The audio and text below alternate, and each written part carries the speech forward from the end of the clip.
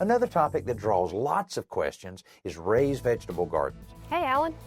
Hey, Julie, I heard you in town. I heard you had quite an experiment going on here. It's a test. I don't know if it's going to work or not. I wanted to raise a bed. Right? Okay. Got some fruits, some vegetables. Here's the experiment. A little layer of dirt, and then I weaved in a soaker hose.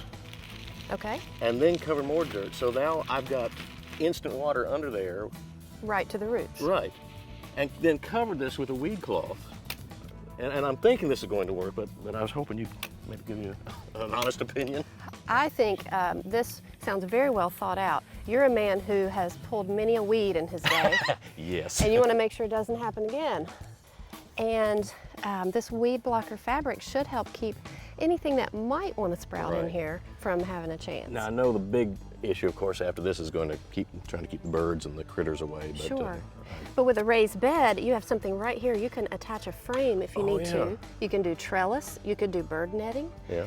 Anything you want, just attach it right to the frame. So you're going to help me plant these, and Like at the end of the harvest season, I'm thinking fish fry and fresh vegetables.